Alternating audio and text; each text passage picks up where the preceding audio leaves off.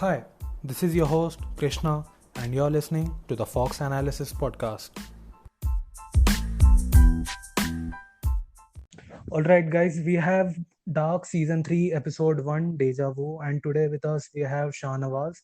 He's our in house Dark enthusiast and he knows all about Dark. So, anytime we have any problem, we can always go to him to refer to his notes. He has very good notes, he has sent it to me, and we'll go off of those notes. Alright. Okay, Shahnawaz, how are you doing today? Hi Krishna. I'm good. How are you? I mean, I've just been binging Dark, and it takes you a lot of time when you really want to make notes and make your flowcharts and everything. I know my friends who have like finished binging in one day, and I'm just very jealous of them. But then it's a sacrifice you have to make for just Yeah. doing it, just to get it into all the nuances of what is happening. Yeah, so I'm down 6 episodes now. Let us see when I finish the last two. Uh, like I was just wondering today that if anyone would have put a gun to our head and asked us to choose the hardest show we could, I think Dark is the most hardest show to break down, because you not only have multiple characters, multiple timelines, and now in season 3 you also have multiple worlds. So, like, I mean, what the fuck? How do you even begin to break it all down? What do you Yeah, think about it? it's very very difficult. I mean, in the first season, you start with three timelines, and then no, sorry, not three timelines. Three timelines you start with. Then in the second season, you add two more. Like you go to 1921 and you go to 2052, and now you have added one more timeline. So yeah, it's getting more and more complicated, and now with another world, it's like really difficult. Unless you take down notes with all the dates and what is happening on those, it can be a little overwhelming to understand. But let us see. We are waiting for all the mysteries to be unraveled in this season. Yeah, I mean, I was okay with the multiple timelines, and like it was great. I mean, the first two seasons were great. The way the second season ended, apart from the last part where Martha shows up and takes Jonas away, I think besides that, everything was great. I loved it.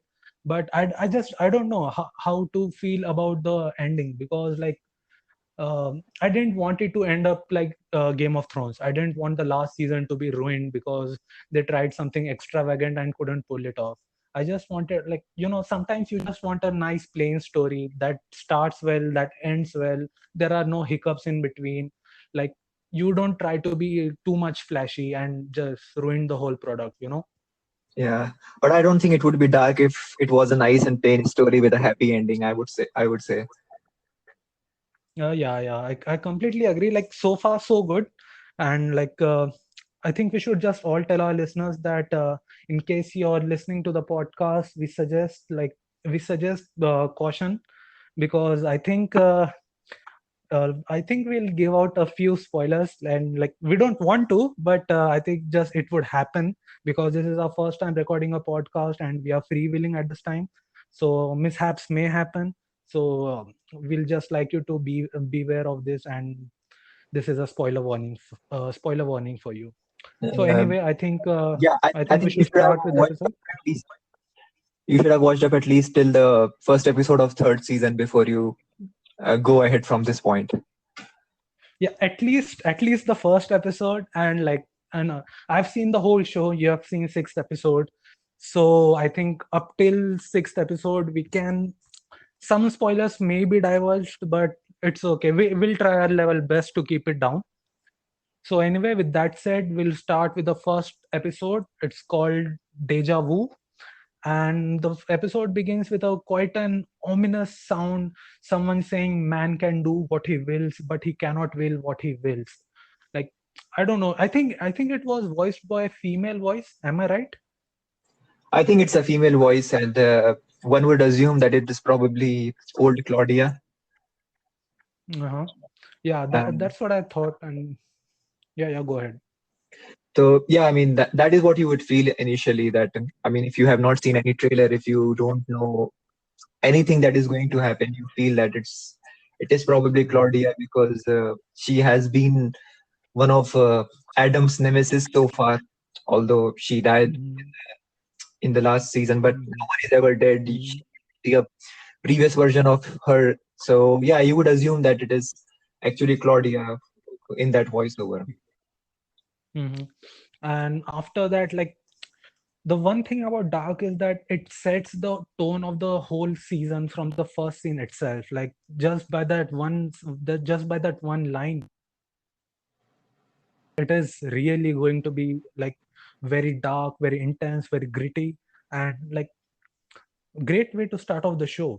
And after that, like, I don't know, the next scene felt very kind of weird to me, because like we see a guy, a middle-aged guy with a like scar just above his lip, and then two other guys, like I'm assuming those are his like a younger version of his and an older version of his. So three guys come and burn down Adam's hall or Adam's library, whatever you like to call it. So I think that was a great symbolic gesture. What do you think? Yeah, I mean, even they were dressed in the same way, so you can assume that they are probably the same versions of the same man. And another thing is that there is a lot of references to everything being in three, like in the past, that there is a past, there is a future.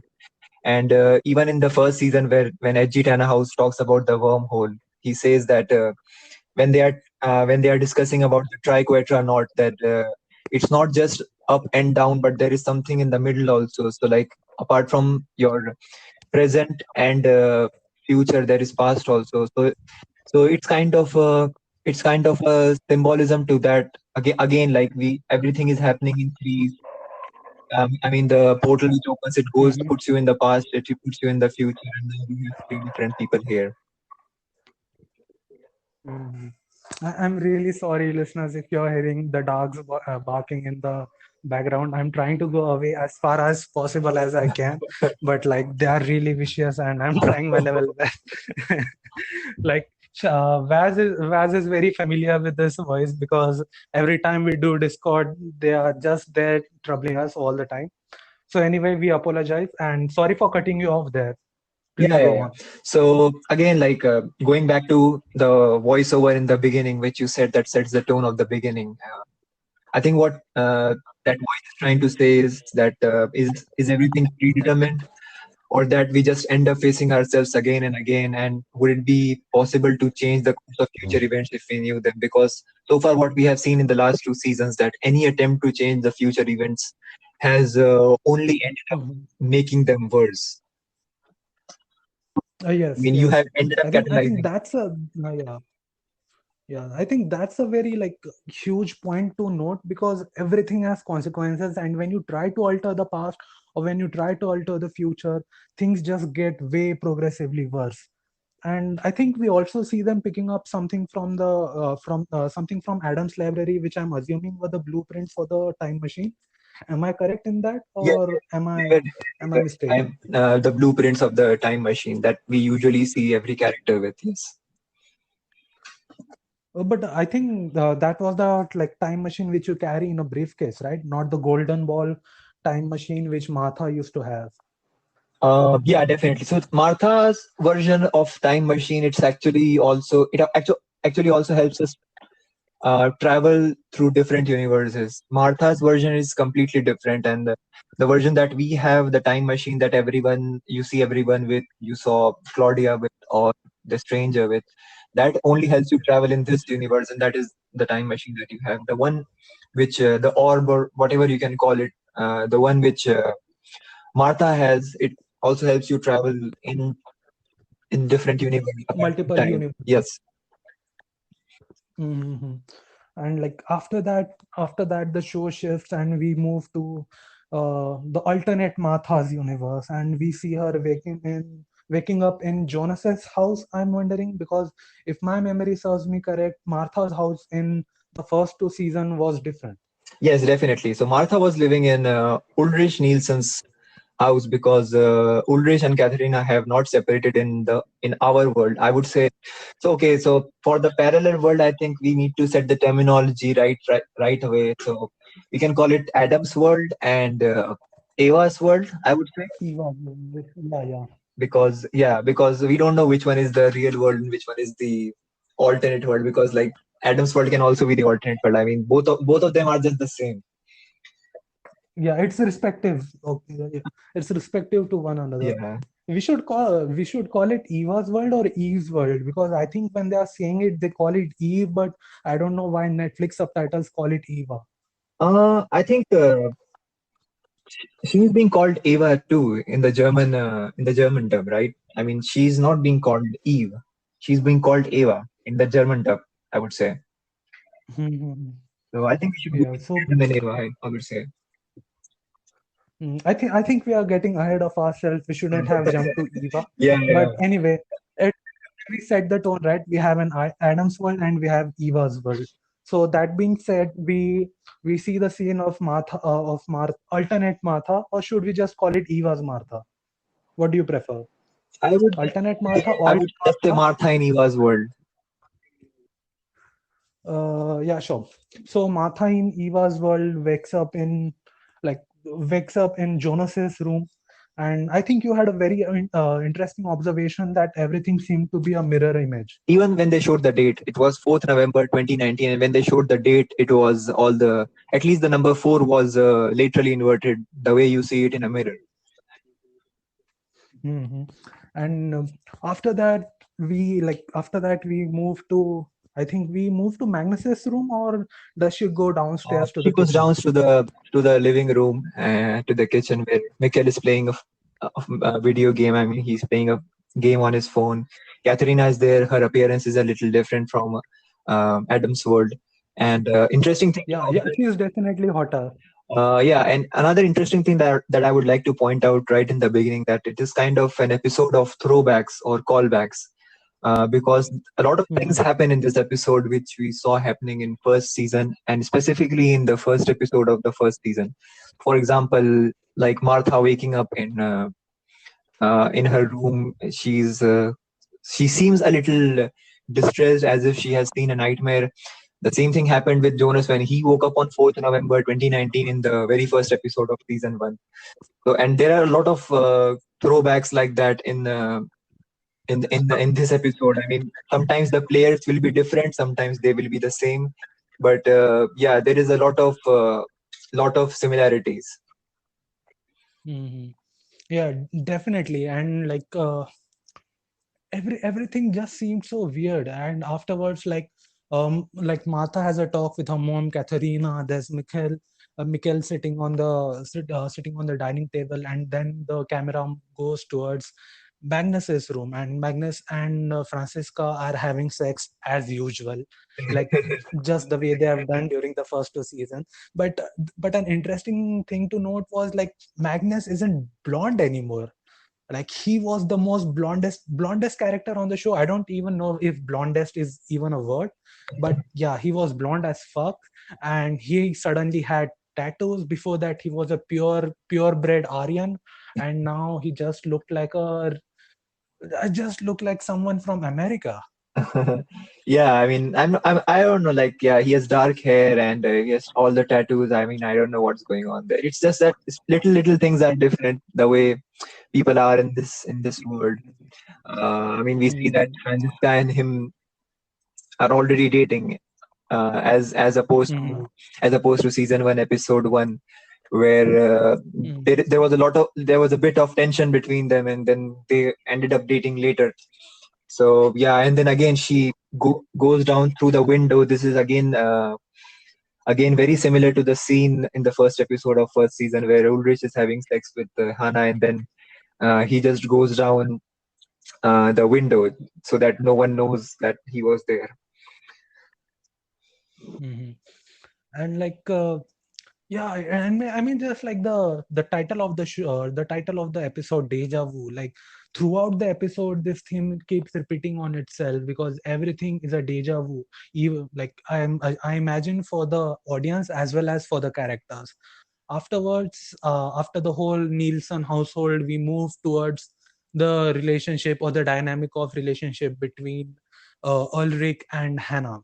And like, I was shell shocked when I saw the pregnant belly of Hannah, and I mean, like, I couldn't imagine her as a mother, and like much less as a like with a whole 9 month pregnant belly. So what was that like for you? It was definitely shocking. I mean, the way they directed that scene. I mean, she just gets out of bed and she stands up, and you see her almost. She seems like almost 8 or 9 months pregnant right now, and it was quite a shock. And we also feel that now probably she got what she wanted. She always wanted Ulrich, right from her childhood, Mhm, as we saw in the first two seasons, and now she finally is living with him, but it doesn't really seem like a very happy relationship initially, as Ulrich comes mhm, and again I keep pointing this out again and again. I think I will do this for the entirety of this podcast. It is again similar to the first episode where Ulrich comes and says that there was a long line at the baker's, and because it is the first day of the school, exactly the same thing happens in the first episode of first season when he comes back from Martha's home to Katharina, and when she asks him why he was late. So it doesn't seem like a happy relationship, but we'll see what is the reason for that. And we don't know if mhm, Anna are married right now or they are just living together.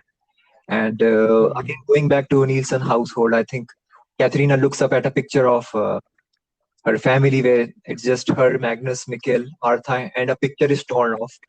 So it could probably be her ex-husband. We don't know who he is right now. mhm. And I think we should also point out that all the like behaviorism of Ulrich points to him having an affair with someone. At this point, we don't know who is having an affair with, but we definitely know there's something up. And like, I don't know, I think this is the problem with small towns, because like a man just cannot stay true to his wife. And like every person he has an affair with, they already know someone else, because like Katharina and Hannah were childhood friends. So Mhm. Ulrich first has an affair. Ulrich is married to Katharina, then he has an affair with Hannah, and afterwards, which we would later get to know during the course of the episode, that he is having an affair with Charlotte. I mean, like, come on, dude, just stay loyal to someone.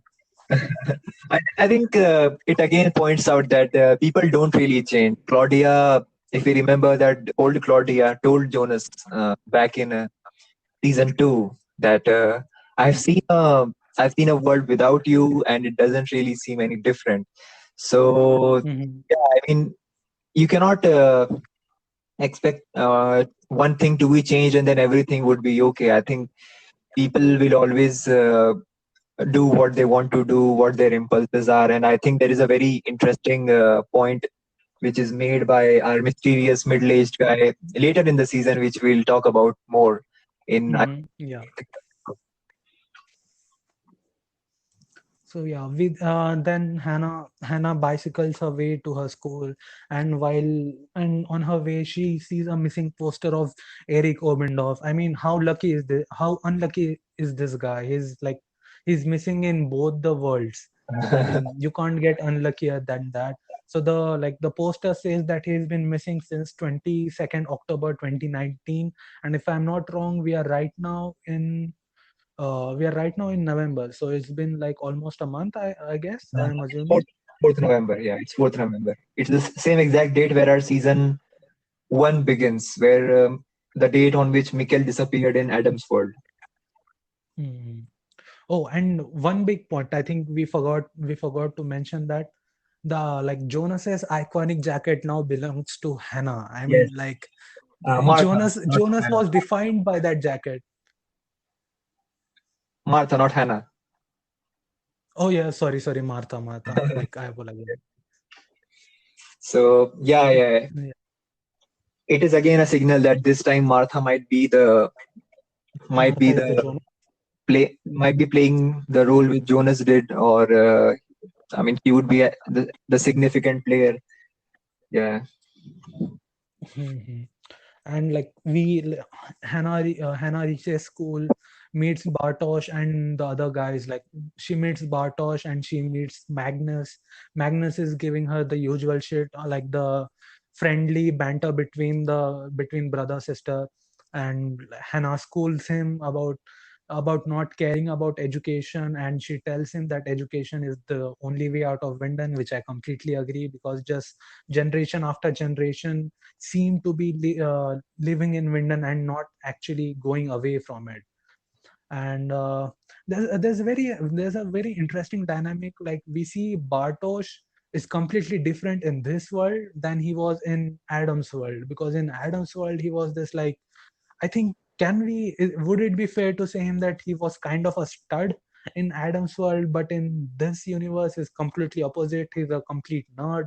Like we even see him giving a present during the class. And there's this new guy called Killian. He seems to be Martha's boyfriend. I'm assuming that because they kiss in the hallway. And like, yeah, it's very weird to see this whole world without Jonas in it, because we were so accustomed to seeing that group always together. About Bartos, I think he was still very similar in the previous world also, because it was just that Jonas was not there for 2 3 months, so he started dating Martha, and he had always liked Martha. I would say even in this world, it seems like he does have some feelings for Martha. The way he looks at both of them, Killian and Martha, and it was the same in the Mhm. previous other world, Adam's world also. And yeah, I mean, he looks a Mhm. little different. And Killian is actually an Oberndorf, and this character wasn't there. So apparently, this time Jürgen Oberndorf has two sons. It is Eric Oberndorf, who is already missing, and Killian Oberndorf, and we'll see uh, where this one goes now. And yeah, definitely. I mean, I would say that Killian and Martha are definitely dating from the looks of it initially. Yeah. Yeah, and in the next scene we see the Helge in Eva's world, and I think we should point out that the injury on his face seems to be way worse than it was in the first two season. I think his whole, like, he has one whole damaged eye. We can see the scarring over his entire eye. Yeah, definitely. I think it was just restricted to his ear and a little bit of his face. But right now, it seems like he has completely lost one eye because of some injury, and it's like there is complete scar tissues over his face. But he does seem in a similar state of mind, where he's just saying, "It will happen again. It will happen again." He's holding his Saint Christopher's medal, and now we also see a clean Mhm. sheet Peter, who is a little different in this world, and a weird looking Charlotte. And that is where, when I saw Charlotte, that is where I was startled, because she looked very, very different. It was as if you Mhm. were, it is as if when you see yourself in a picture after looking at yourself every day in the mirror, it was just that kind of a feeling. Mhm. And this is where I actually went back to the previous one of the previous episodes and looked at Charlotte, and I also looked back in this same episode, and in some other scenes, that everything seems to be in a mirror image. The school that you see, the police station that you see, and obviously Nielsen's house, which was Kanwald House in Adam's World. So I think this is where my suspicions were confirmed, that they are definitely a mirror image of themselves, at least literally inverted. Mhm. You see, this is why I call you the dark enthusiast, because until you had pointed it out to me on a WhatsApp image with the photo of Tiedeman's shirt, I hadn't quite noticed it. I had just noticed that, like, the characters look different. It was like as if they had a Mhm. makeover, but I hadn't really noticed, like, the mirror images of it. So I think we should all we should all thank you for that, because I'm pretty sure that many takes people would have quite notice. picked up on this. I'm pretty sure. Another thing that I mean, the picture that I sent you of Alexander, interesting thing Yeah. is that his shirt is buttoned in the opposite way. Like we know that from the olden times. I mean, men's shirt are buttoned in a specific way. Like for example, both of us know that in on our shirts, are the buttons are on the right flap, I mean, when we are wearing it, Yeah. and the button holes are on the Like left hand side. But on Alexander's shirt, hmm, it's completely in the opposite direction.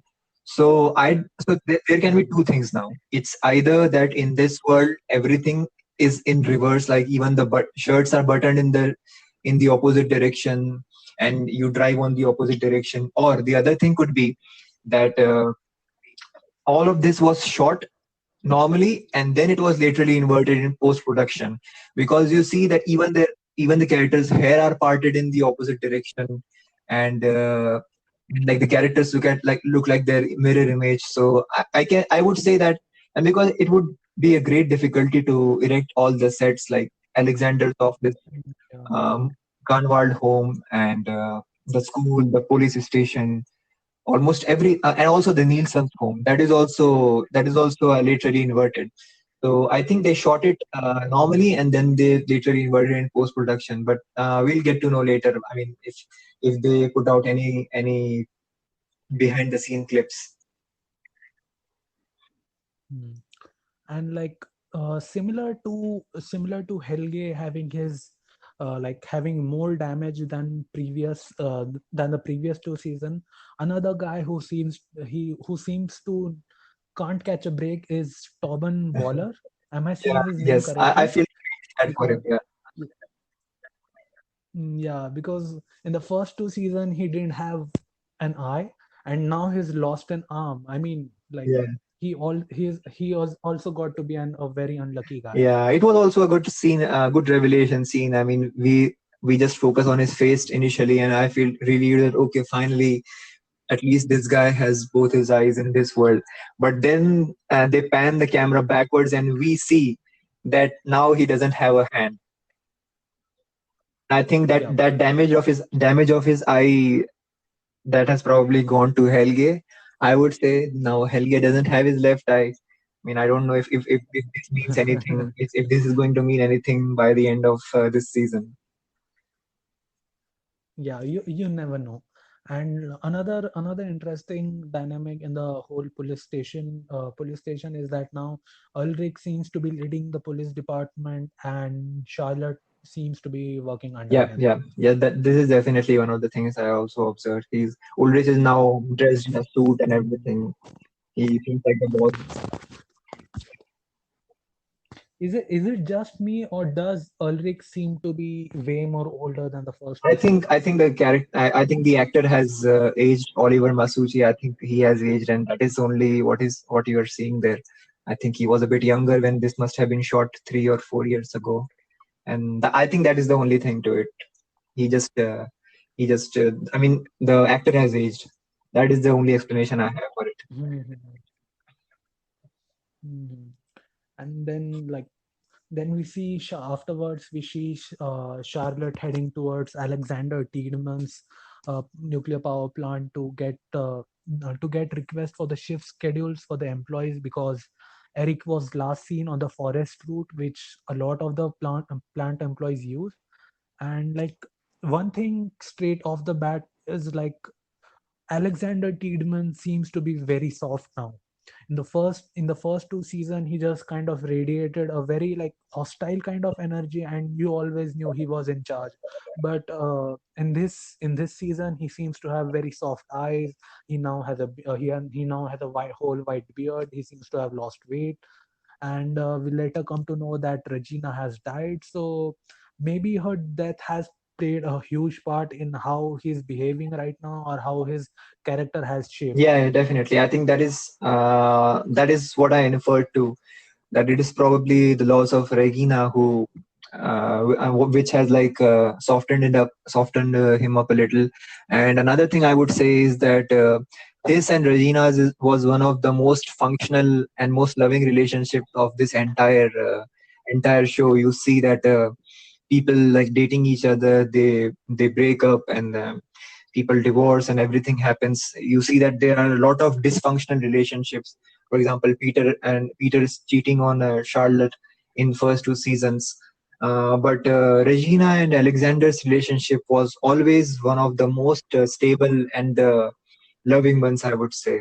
So he definitely loved his wife very much, and I think that her passing in September, that is revealed later in. So she passed away on 2nd of September 2019.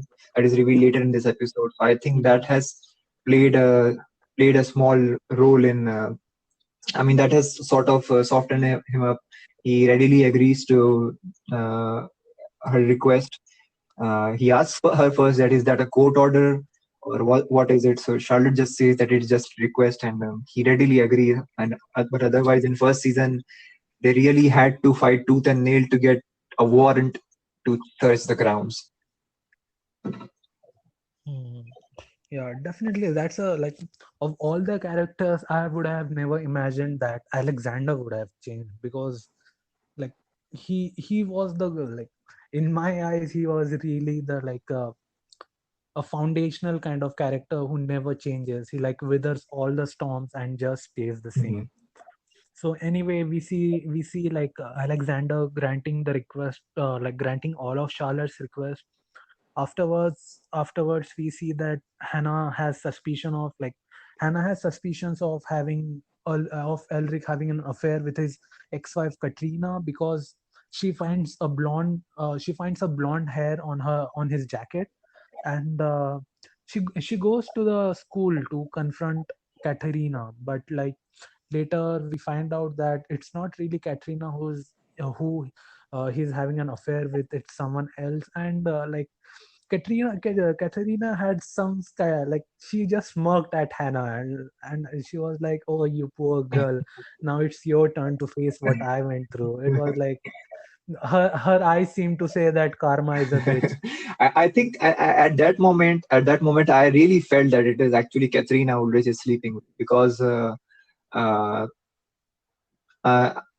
the reason Hannah goes to Katrina was that Ulrich had told her that I am going to their place. I have to bring something for the kids. So that was one of the reasons which ticked Hannah off. And this was actually a very uh, meek move, I would say, from Hannah. It was not a very confrontational move. She just went and told her that I would never come between Ulrich and his children, and you all people would always have a place in his life. So I think it was kind of a damage control move, I would say, from Hannah. She wasn't trying to be antagonistic at this point, at least. But Katharina realized that something is up, and yeah, I mean, she seemed very pleased at that. Yeah, leopards don't really change their spots, and we've seen this personality from Hannah all the time. She always wants something and she fights hard for it, and she hates when someone takes it away. And in this instance, she thought that Katerina was taking it away, and rightfully so. She went ahead and tried to confront with her, but like luckily or unluckily, I suppose it wasn't her. So anyway, then we see Jonas entering the school, and Jonas entering the school just as Hannah is leaving, as just as Hannah is leaving the premises, and I don't know, he sees her and he seems shocked, and I think it was an involuntary response, and he just called her mom, and like Han- Hannah seems Hannah seems Hannah seemed very weirded out by the whole exchange, and like I don't know, there was an awkward silence for a moment. Yeah, I mean, obviously, I mean, you would be weirded out if someone calls you mom or dad when you don't even know them. And for Jonas, actually, it's a particularly very sad scene because like he's just has lost almost everything. Martha is dead, and he's just traveling between these worlds. He has no one by his side, and he finally sees his mom, and he sees that she's pregnant, and she probably won't even know him because he probably doesn't even exist in this world. Mhm.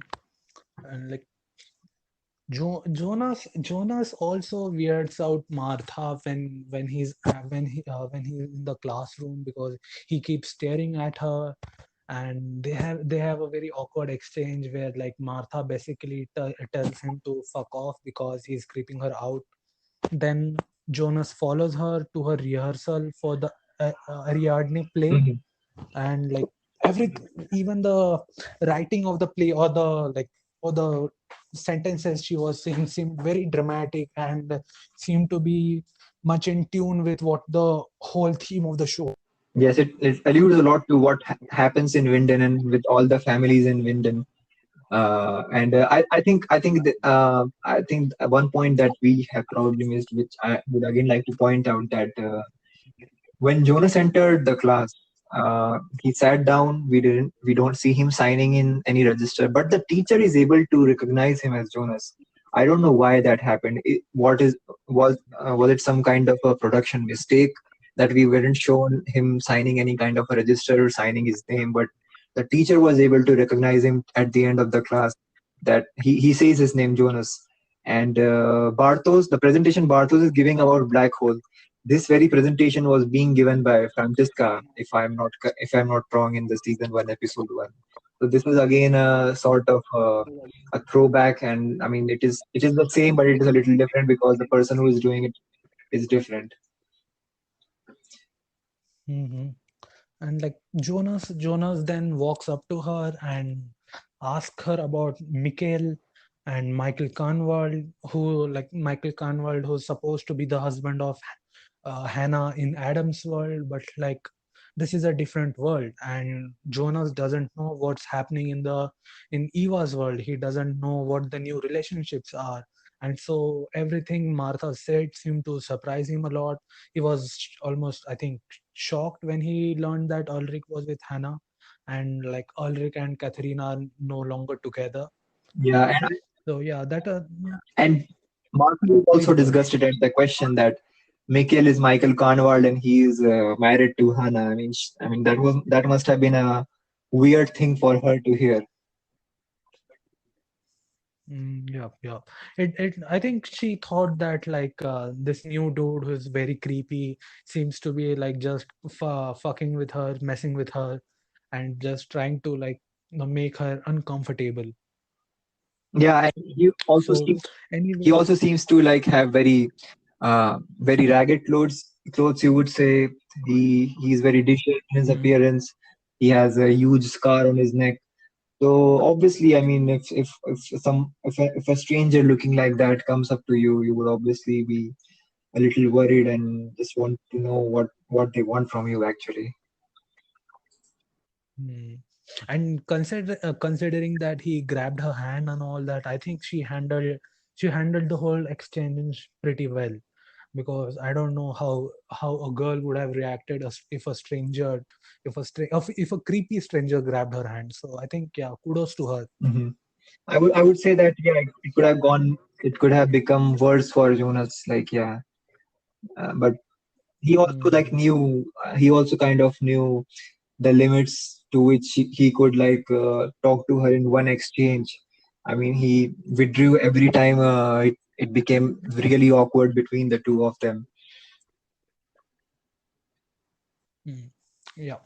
Afterwards, we see the like all too familiar Doppler family bunker, and again Magnus and Francisca are inside having sex. And this time it is Francisca who is mute or deaf. I think Is it deaf or I mute? think it would be the deaf is the correct term for it, I would say. I don't think they. I mean, earlier in olden times they used the terminology deaf mute, but I think the politically correct accepted term for that now is just deaf, I would say. Mhm. Yeah, and I mean, like, uh, we wouldn't have guessed that Francisca would be the deaf one, because she always had some very sharp dialogues in the first two seasons, and it seemed like her character definitely diminished a lot because of the loss of dialogues for her, I'd say. Yeah, you can say that. And she also was up to something, you can say, in the first two seasons, where she was Hmm. meeting Benny, and Yeah. she was giving money to Benny, money, or I would say some hormones for her sex change. So that Hmm. was a suspicious part of her behavior, which is not there right now. We don't know if Benny exists in this world or not. Mhm. Yeah, like she definitely had more mystery to her character in the first two seasons, and now unfortunately, she just seems like an extension of Magnus's character because like she doesn't have a role beyond that in Eva's world. And like and just in the similar vein, now Elizabeth has speech, she can talk, and she's talking with Helge is in similar zone. He's saying the same things, he's repeating that it's going to happen again, it's going to happen again, tick tock. I don't know, his TikTok always seems very scary to me for some reason. Yeah, I mean, he has been one character who was always kind of very innocent, I would say. I mean, he was not able to actually gather what was going on around him, and he was like really used by Noah. We haven't seen him with anyone apart from Noah, and now he's in Mhm. his old age. After all those 33 years, he has regrets about all those things that he did, and he now remembers that okay, today is the same date when something is going to happen, and is again disturbing him a lot. Hmm. And then after like Jonas exits the school and we see him going to the graveyard, and that's where we see Regina Tiedeman's gravestone, which we alluded to earlier. It has her day of death on her, like 2nd September 2019. And while he's looking through the graveyard, we see Peter come to him, and that's when we realize he's a priest now. I think he was a therapist before, am I Yeah, wrong? no, you're correct. He was a therapist in the first in Adam's world, and now we see that he's Hmm. probably the priest who is in charge of that mysterious church behind him, which we know served as kind of the headquarters of Sigmundus Creatus Est. But like just a quick segue. Aren't priests supposed to be not married? Aren't they supposed to be celibates for life?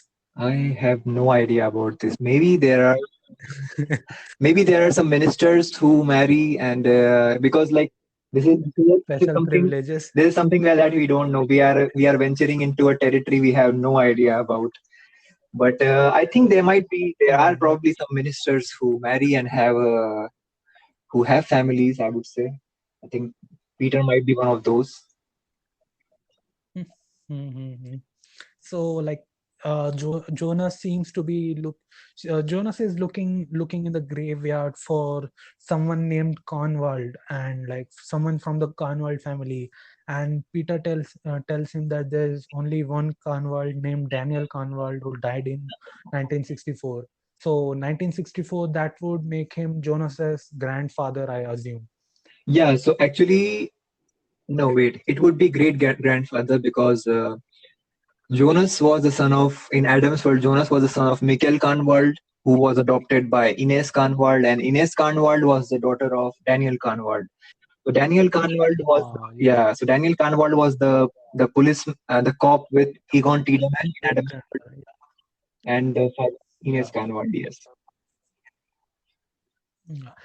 I don't think Daniel Kahnwald was shown particularly much in the first two seasons. No, he wasn't. I don't think he has any significant role to play here, and now more so not in Ava's world because Mikkel never travels back.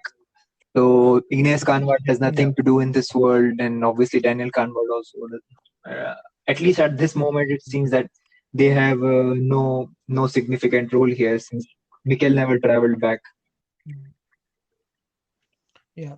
Another like interesting thing to point out would be that even though none of the characters know who Jonas is, but he seems familiar to all of them. And like that suggests that there is some kind of connection between these characters, even though they are in different worlds, but they all seem to know each other. Yeah, so I mean that again goes to the title of the episode, deja vu. I mean, all of them are kind of having a deja vu. Peter seems to have seen Jonas somewhere, and Mm. yeah, I mean, Peter says that I seem to recognize you from somewhere, but he cannot point out where. So yeah, there is some sort of Mm. an interesting connection, and you can say that. Okay, I think that would be a bit spoiler. you would leave it for later. I wanted to find out Okay, spoilers. so now, yeah, so now we travel back in time. We go to way back in 21st September 1987. So that is 33 years ago. Mhm. We travel 33 years back in time. And again, we see those three creepy person, the three generations. I just like to call them as three gens in my notes.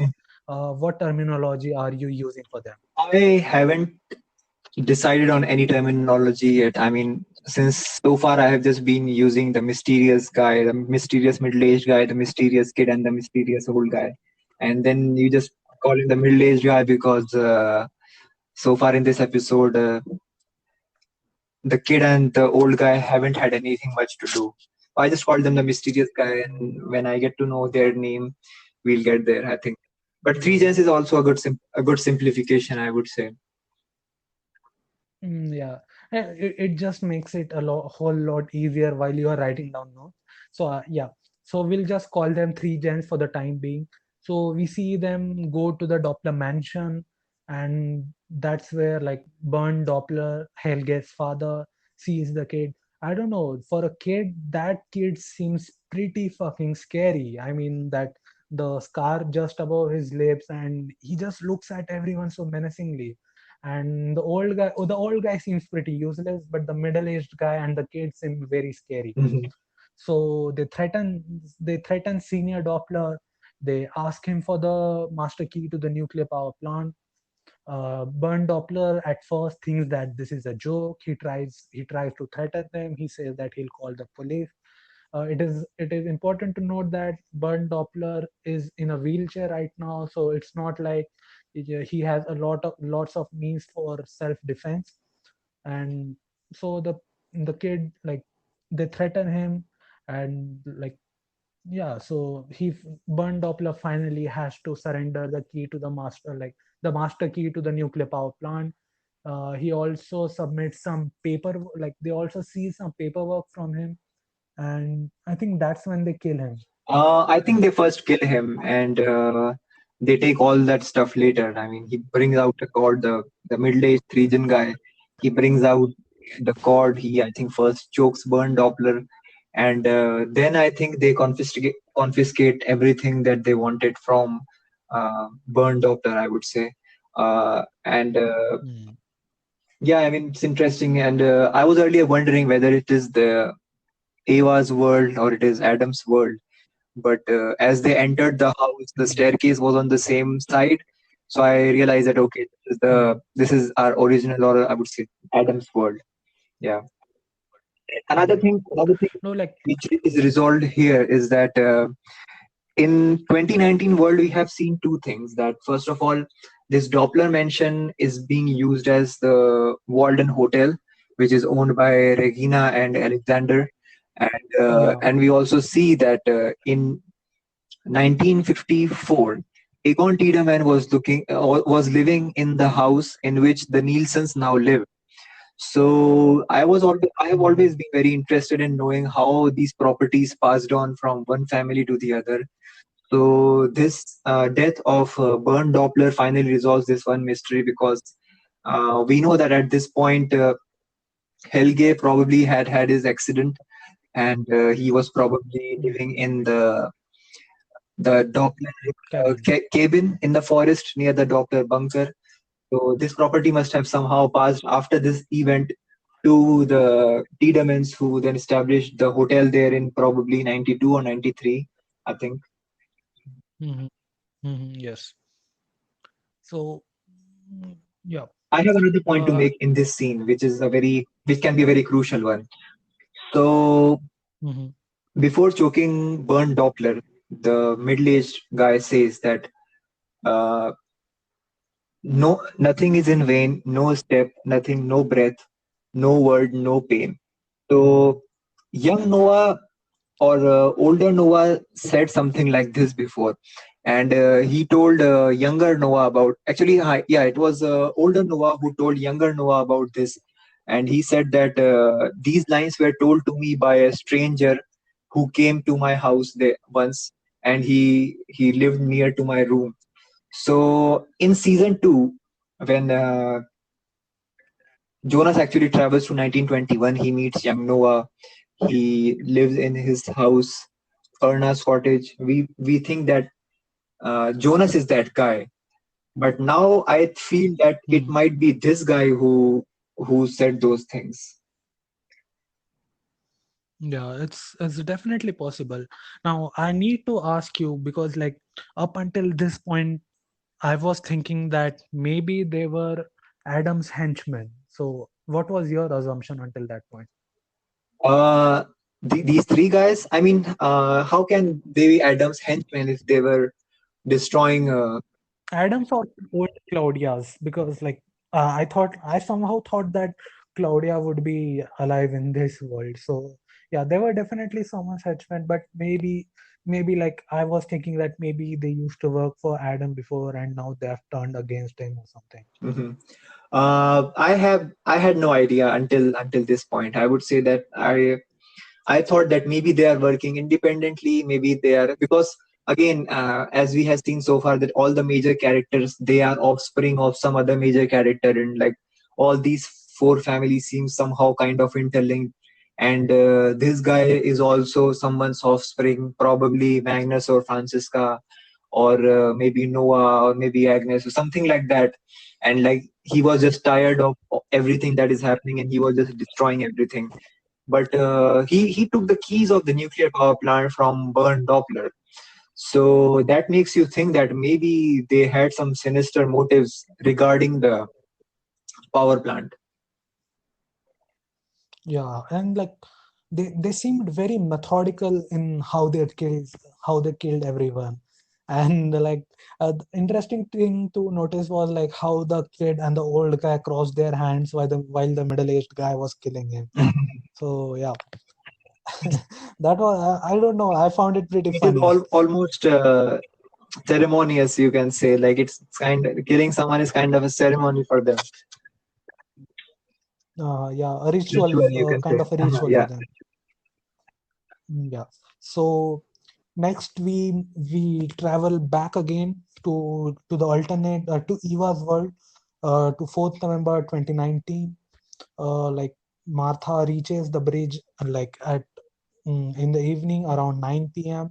and she's waiting there for Killian, but instead she finds Jonas, and Jonas tells her that they know each other from a different time and that they had seen this night before. It's like a deja vu. It's a glitch in the match. It's a glitch in the matrix. And I think this line is very important because it keeps recurring throughout the season. Glitch in the matrix, and we'll definitely talk about that in the later episodes.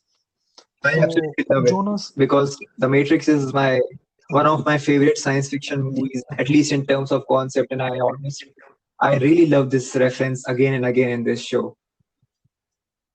Mhm. Yeah.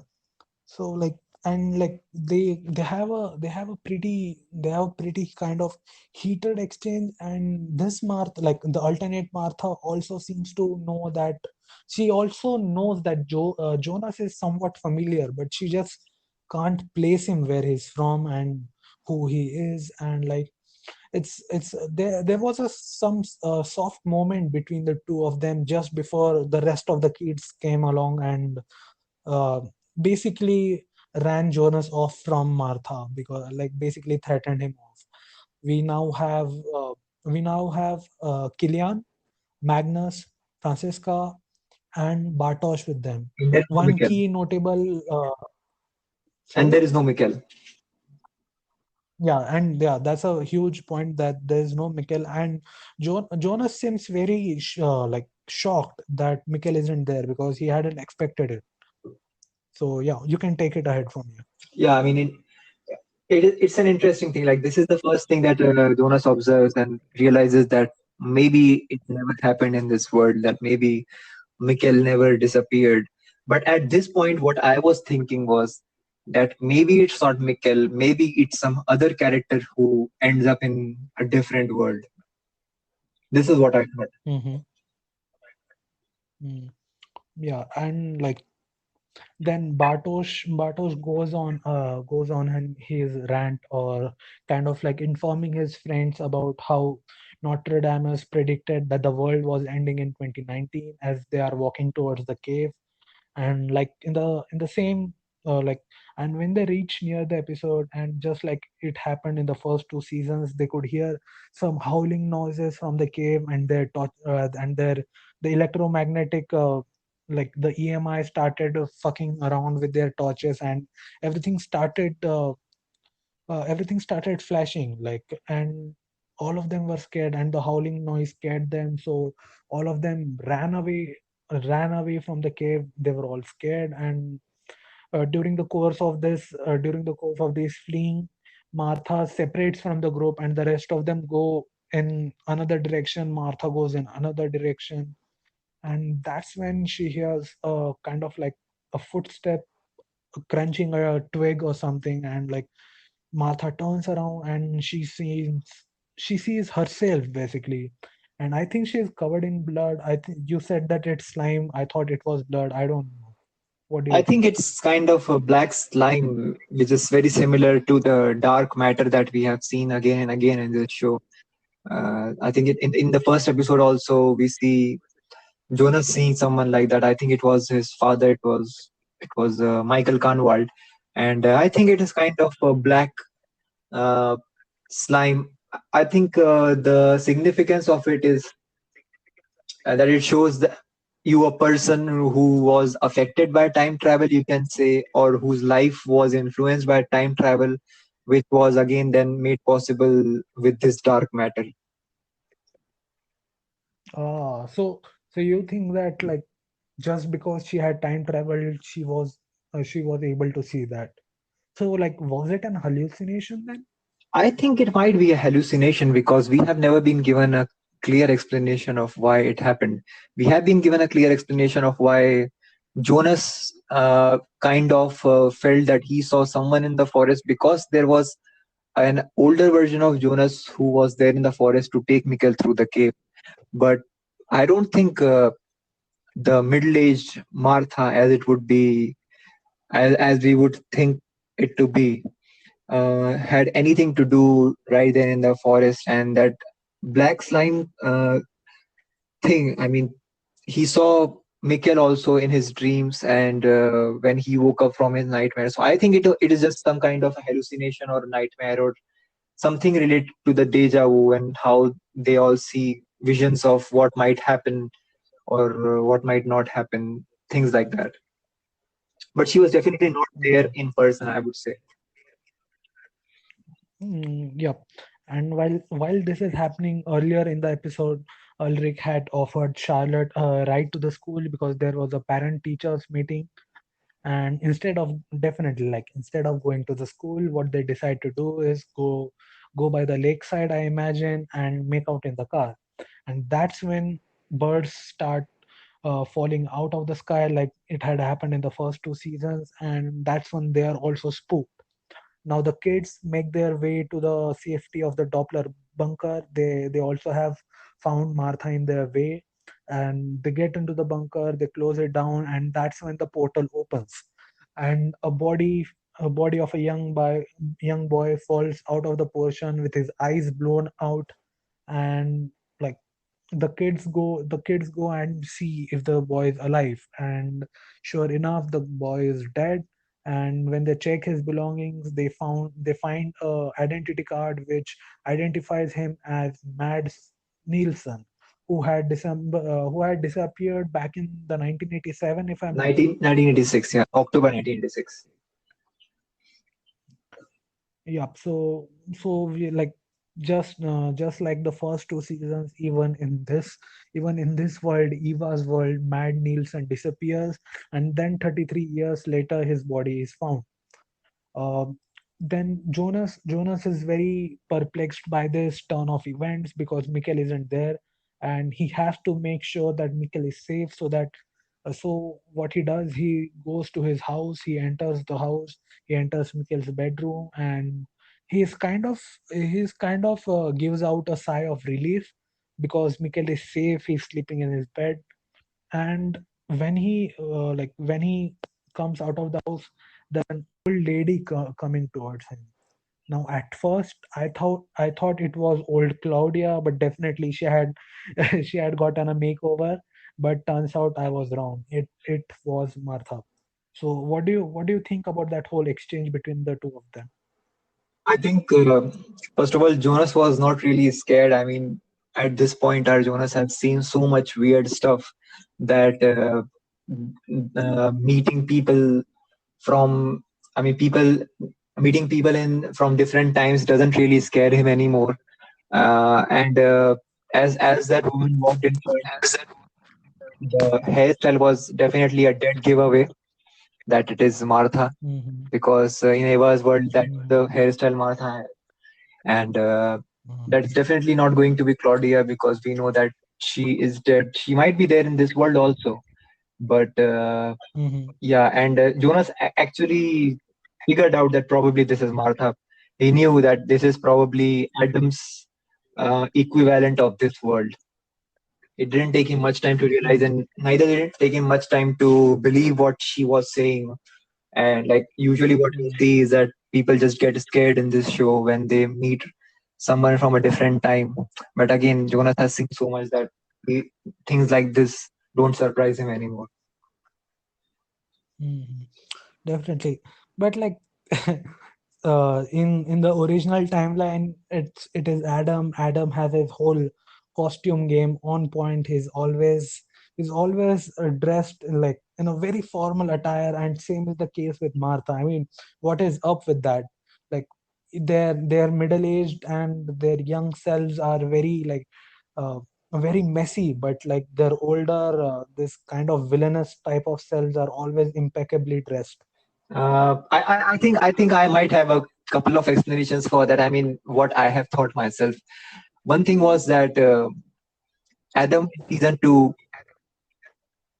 told Jonas that I know what kind of investments to make, just because he has traveled in time and he Mhm, knows what happened in the past. But I don't know what kind of choices will people make. So one thing is that these people definitely are making good money in their time, in whichever time there is, because they know all the past and they can use that information to their advantage to make good investments and make good money. And secondly is that now, as they progress in their lives, 33 years and then again 33 years. So I mean, these versions of Martha and Martha and Jonas that we see, who are Ava and Adam respectively. So they have like lived for 66 years. They obviously have a greater deal of knowledge of all the things that are happening, and consequently, they also have a greater control. They are uh, they are in control of everything is happening. They know when something is going to happen, and they are able to influence those events. So, and they have established an organization around themselves, you can say, an organization of time travelers or alternate reality travelers, you can say, in the case of Eva. So, and they have a wealth of knowledge, wealth of information. They have their layers, you can say, or their headquarters. So yeah, I mean, that's interesting. Yeah. mhm. So now we are in the last segment of the whole episode. We now travel back to 21st September 1888. I think this is the furthest back we have gone. This is the first time. I Yeah. don't think, yeah, because the last was 1921, if I'm not wrong, when young Noah and the other guy are digging the cave and young Noah kills the man in the first two seasons. Yes, yes. It was 1920 or 1921 when that happened. And this is the furthest we have Uh, gone. And this is the first time we see the 1888 timeline, which I expected mhm, to be introduced at some point of time, because if you remember, in 2020, when the apocalypse happened, Stranger travels with Bartos, Francisca, and Magnus into past, and we see a 33-year aged version of Stranger, who is Adam in 1921. So I was kind of expecting that, yeah, they must have traveled to 1887, 1888, something like that. mhm. So we see Alt Martha who walks into the Tannhaus farm, and like that's when we come to know that even the Tannhaus come from old money. So inside the cottage or inside the farmhouse, whatever word you would like to use, we see a lot of electrical devices. We see a lot of electrical interference, electric current, and I think that is middle-aged bearded Jonas who is working on the rudimentary form of a time machine, which we had seen in the blueprints in Adam's library. And Martha approaches Jonas, and he seems very emotional and almost glad to see Martha alive. But I think that's when she tells him that she isn't really his Martha. Yeah, so he left, stranger left that world, uh, knowing that Martha would be killed there. And right now, stranger doesn't have any knowledge which we see Adam having later. And also, one thing is that he seems very frustrated in the beginning. He's trying to make something work, probably a time machine or some other device for Tana House, but it seems to not work for some reason. He's very frustrated, but that moment he's like really relieved to see Martha that she's finally alive, because everything he has done, everything Jonas and a stranger have done, it has been for Martha so that they can somehow end up saving her so that she doesn't die.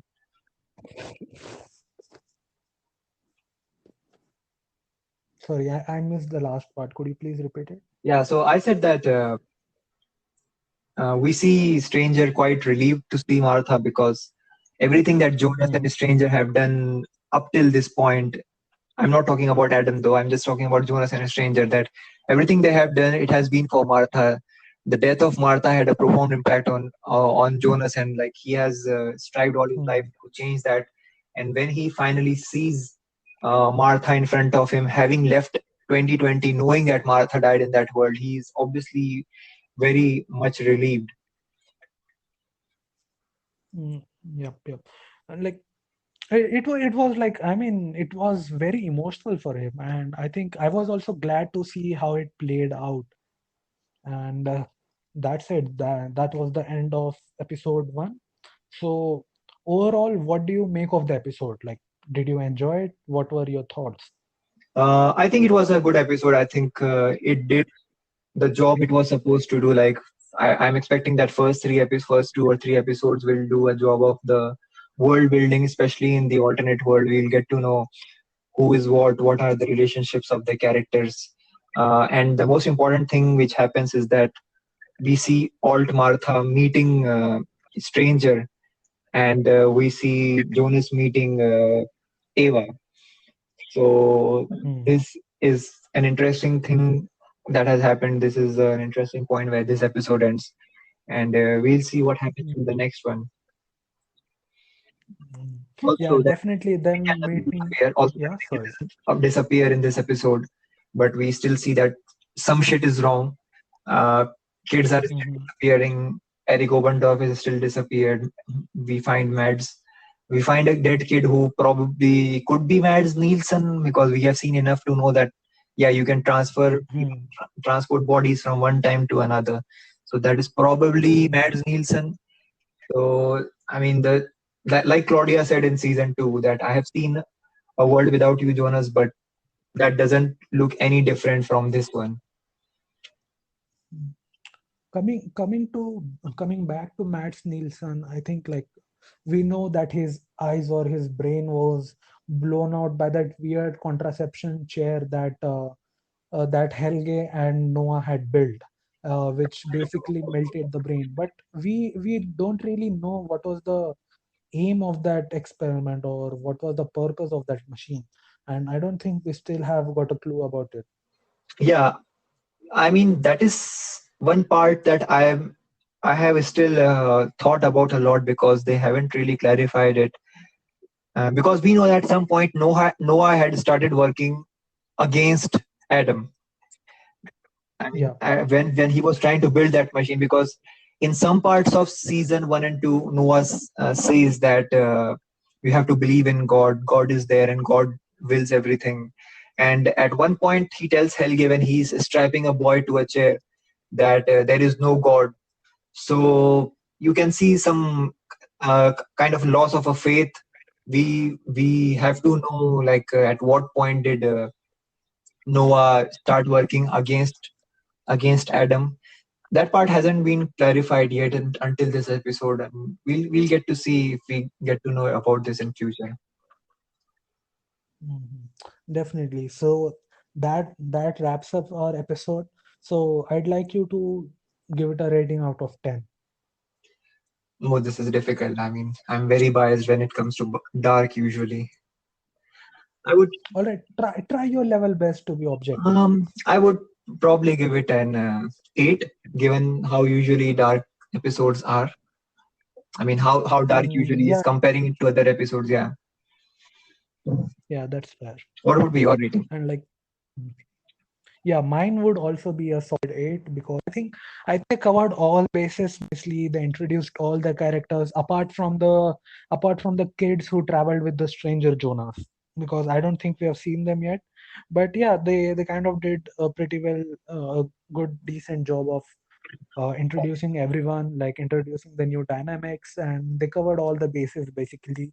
And like they like it makes you look forward to episode number 2. It doesn't leave you bored, it doesn't leave you drained, and like yeah, it just keeps you hooked in.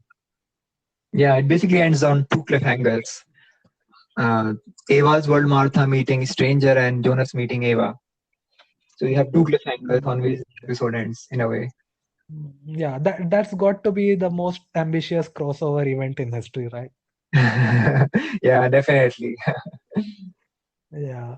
And like one thing about Dark Ark is that there's only I think there's only three good things that have come out of Germany since the 1940s. Okay, the first are Jews, the second are automobiles, and the third is definitely Dark, in no particular order. Yeah, So yeah, you'll be on right. that note, we'd like to end this episode. Hope you enjoyed it, and thanks to you, Vaz, for joining us and just breaking it down so nicely. I mean, I couldn't have done it without you, and you definitely deserve the tag of dark enthusiast. Anyway, this is us signing off. Thank you very Goodbye. much. Thank you for having me. Yeah.